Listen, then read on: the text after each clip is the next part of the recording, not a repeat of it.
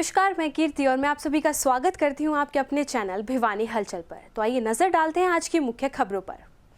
मंगलवार को भिवानी के हनुमान ढाणी में ढाना वाली माता मंदिर में शहरवासियों ने परिवार के सुख समृद्धि की कामना के लिए माता की धूप लगाकर पूजा अर्चना की। इस अवसर पर मंदिर परिसर में एक भव्य मेले का आयोजन किया गया और मंदिर के पास एक बड़े और विशाल भंडारे का आयोजन भी रहा, जिसमें अनेक श्रद्धालुओं ने पहुंचकर प्रसाद ग्रहण किया।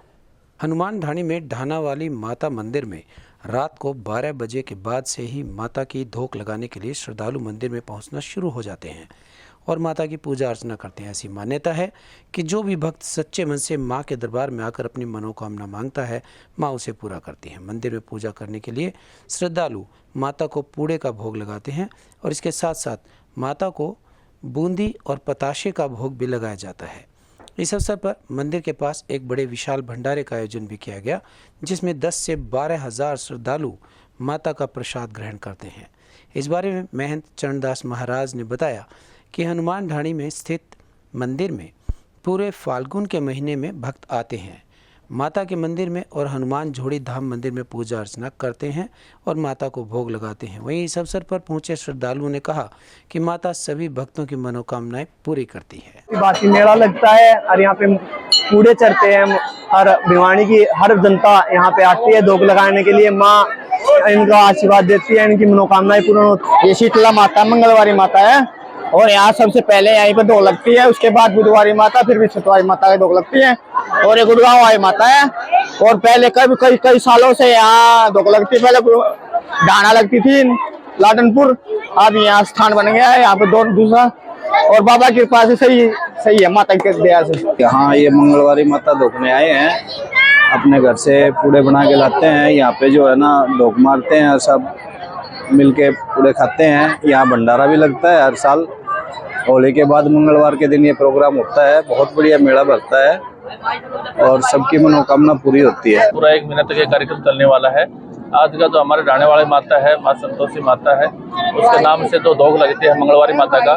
कल सोमवारी माता के सोमवारी पर कल धोख थे और आज मंगलवारी माता पर हनुमान जी का जो एरिया है, तो इसलिए इस मंगलवारी माता का बड़ा महत्व है।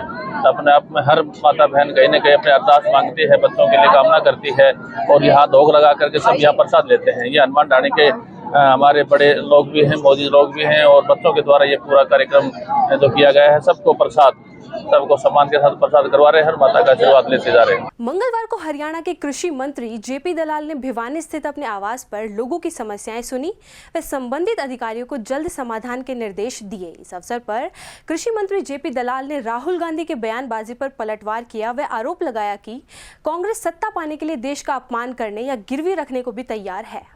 सबसे पहले हरियाणा के कृषि मंत्री श्री जेपी दलाल ने राहुल गांधी द्वारा कैम्ब्रिज यूनिवर्सिटी में दिए गए बयान पर बताया कि जनता द्वारा बार बार रिजेक्ट करने वाले नेता मोदी से नफरत करने लगते हैं।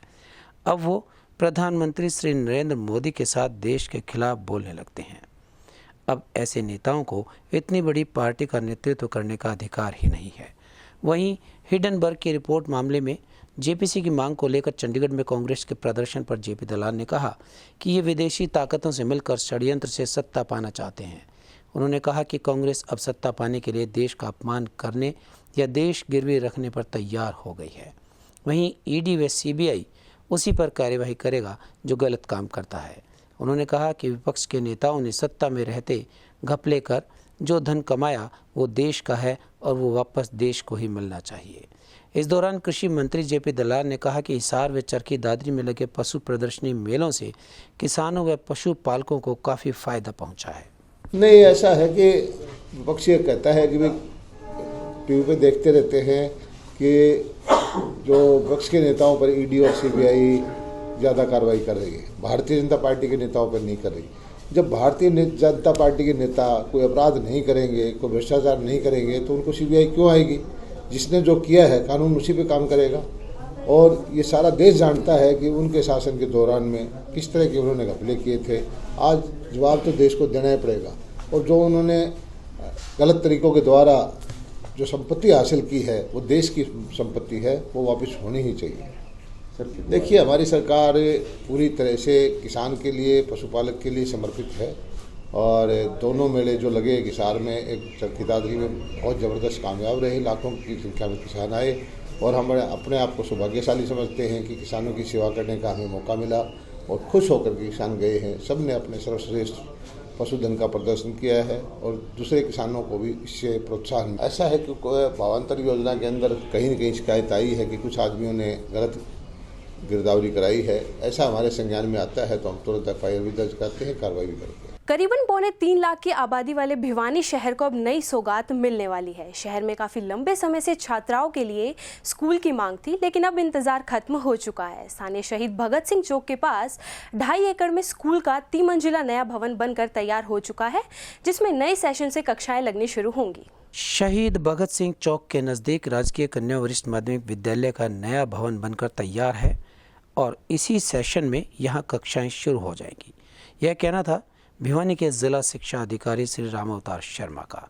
इस बारे में उन्होंने बताया कि शहीद भगत सिंह चौक के पास छात्राओं के लिए स्कूल की शानदार 3 मंजिला बिल्डिंग बनकर तैयार हो गई है और इसकी केवल 4 दीवारी बनना ही बाकी है और उसका भी टेंडर हो चुका है।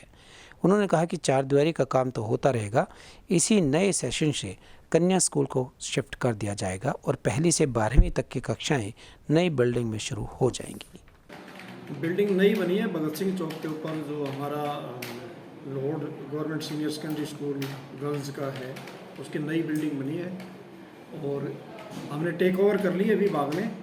नए सेशन से इसमें क्लासेस शुरू हो जाएंगी। इस विद्यालय में एक बाउंड्री वाल का इशू है, उसका टेंडर हो चुका है और बाउंड्री वाल पूरी होते ही जो है अब स्कूल पूरी तरह से फंक्शनिंग में आ जाएगा। बाउंड्री वाल का काम चलता रहेगा, लेकिन हम स्कूल को शिफ्ट कर देंगे नए सेशन में।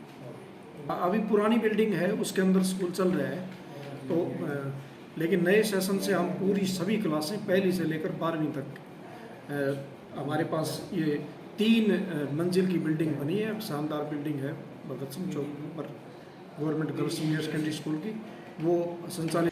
हरियाणा के सभी ITI छात्र छात्राओं के लिए निर्देशालय द्वारा एक सुनहरा और अंतिम अवसर प्रदान किया गया है, जिसके तहत सन 2014 से 2021 तक किसी भी ट्रेड में पास आउट छात्र छात्राएं अपने डॉक्यूमेंट में हुई त्रुटियों को ठीक करवाने के लिए ग्रीवेंस में रिक्वेस्ट डालकर जल्द से जल्द ITI जिले के कार्यालय से ठीक करवा सकते हैं। आपको बता दें कि ITI में पढ़े हुए 2014 से 2021 तक के छात्रों के किसी भी डॉक्यूमेंट्स में नाम गलत हो, माँ बाप का नाम गलत हो, गांव गलत हो या अंक गलत लिखे गए हों या गलत से चढ़ा दिए गए हों, उसे ठीक करवाने के लिए हरियाणा ITI सभी ज़िलों में एक अंतिम अवसर दिया गया है। कोई भी छात्र अपनी ग्रीवेंस में रिक्वेस्ट डालकर इसे ठीक करवा सकते हैं। इस बारे में जब ITI के अधिकारी सतीश सिवाच से बातचीत की गई तो उन्होंने बताया कि हरियाणा के सभी ITI के छात्र छात्राएं जो 2014 से पास आउट हुए हैं, उन्हें किसी भी प्रकार की अपने डॉक्यूमेंट में गलत जानकारी दी गई हो या गलती से नाम, एड्रेस, पता या अंक चढ़ गए हों तो उन्हें ठीक करवाने के लिए पहले कोई अवसर नहीं दिया जाता था। निदेशालय द्वारा इस बार ITI द्वारा एक अंतिम अवसर दिया गया है।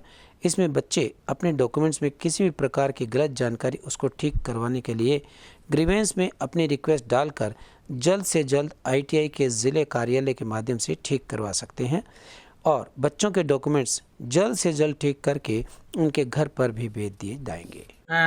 ऐसा है कि अभी विभाग द्वारा जिन बच्चों ने एडमिशन लिया था ITI में अगस्त 2014 से लेकर के और 21 तक, जो जिन बच्चों ने ITI की है, वो अपना अगर नाम, father name, mother name, date of birth में किसी भी तरह की मिस्टेक है तो वो अपना नाम ठीक करवा सकते हैं। उसके लिए उन्हें ग्रीवेंस लगानी पड़ेगी, जिसके लिए वो सबसे पहले उनको NCVTMS पोर्टल पे अपना जाना पड़ेगा। उसमें ग्रीवेंस का एक टैब है, जिसके अंदर वो अपनी ग्रीवेंस लगा सकते हैं। ग्रीवेंस लगाने के बाद वो हमारी ITI में आएंगे, भिवानी ज़िले के हैं तो अदर है तो अदर डिस्ट्रिक्ट की नोडल ITI में जाएंगे और वहाँ पर जा कर के अपने ओरिजिनल डॉक्यूमेंट दिखा करके वो ITI वाले उस ग्रीवेंस को आगे डिपार्टमेंट को भेजेंगे। इससे बच्चे का कम ही समय के अंदर नाम ठीक हो जाएगा और बच्चे को इधर उधर घूमने की ज़रूरत नहीं है। और विभाग द्वारा ये 2014 से 21 तक के बच्चों के लिए अंतिम अवसर दिया गया है। सर, जो ये प्राइवेट ITI है, क्या वे छात्र भी कर सकते हैं? हाँ जी, पूरे भिवानी ज़िले के जो भी छात्र हैं अगस्त 2014 से लेकर के 21 तक, या पूरे हरियाणा की भी कह सकते हो, सबके लिए खुला हुआ है। गो तस्करी को लेकर बजरंग दल ने एक बार फिर अपनी कमर कस ली है। इसी कड़ी में मंगलवार को गुरुग्राम में होने वाली महापंचायत को लेकर मिनी बाईपास पर बजरंग दल के कार्यकर्ताओं व अधिकारियों की बैठक का आयोजन जिला अध्यक्ष वरुण बजरंगी की अध्यक्षता में किया गया। इस अवसर पर जिला अध्यक्ष वरुण बजरंगी ने पत्रकारों के समक्ष अपने विचार भी व्यक्त किए। गुड़गांव में होने वाली महापंचायत को लेकर भिवानी के बजरंग दल ने अपनी तैयारियां पूरी की हैं। गो तस्करी को लेकर बजरंग दल ने अपने विचार व्यक्त किए। स्थानीय मिनी बाईपास पर बजरंग दल के कार्यकर्ताओं की एक अहम बैठक करते हुए वरुण बजरंगी जिला अध्यक्ष बजरंग दल ने पत्रकारों के साथ अपने विचार साझा किए। उन्होंने बताया कि लव जिहाद को लेकर विशेष समुदाय इन बेटियों पर अत्याचार करते हैं। ऐसे लोगों को सबक सिखाने के लिए बजरंग दल हमेशा तैयार रहता है। हिंदुओं में गौ माता की विशेष प्रकार से पूजा की जाती है। गौ माता का विशेष स्थान को देखते हुए बजरंग दल हिंदुत्व को बचाने के लिए हमेशा मैदान में रहता है। पिछले दिनों लोहारू में जो गो तस्करों के शव प्राप्त हुए थे, उसी को लेकर गांव मानेसर में महापंचायत का आयोजन किया जा रहा है। नेताओं के द्वारा इसी महापंचायत को लेकर भिवानी से भी बजरंग दल के कार्यकर्ता हिंदुत्व के लिए पूरी तरह पंचायत का समर्थन करते हैं। महापंचायत को लेकर बजरंग दल के भिवानी के जो युवा साथी हैं वो बढ़ चढ़ के उसमें भाग लेंगे और समस्त हिंदू समाज को जगाने का काम करेंगे, क्योंकि आज हिंदू समाज को जगने की बहुत ज़्यादा ज़रूरत है। क्योंकि आए दिन हमारी गौ माता की निर्मम हत्या की जाती है, हमारी बहन बेटियों को प्यार के जाल में फंसा कर उनको शिकार किया जाता है और हमारी संस्कृति पर आए दिन हमले होते हैं।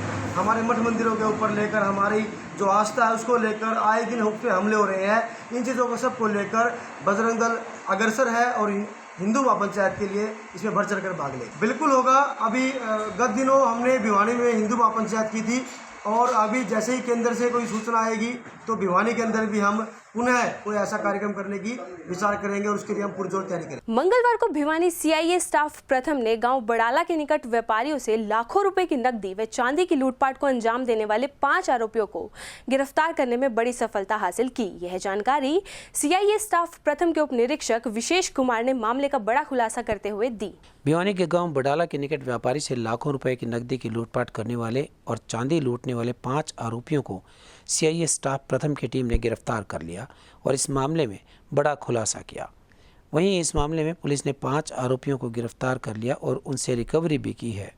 इस मामले में ज़्यादा जानकारी देते हुए बताया गया कि पिछले दिनों पुलिस विभाग ने व्यापार मंडल भिवानी को आश्वासन दिया था कि इन आरोपियों को तुरंत गिरफ्तार कर लिया जाएगा, जिन्हें सीआईए स्टाफ ने बड़ी मशक्कत के बाद गिरफ्तार भी कर लिया है।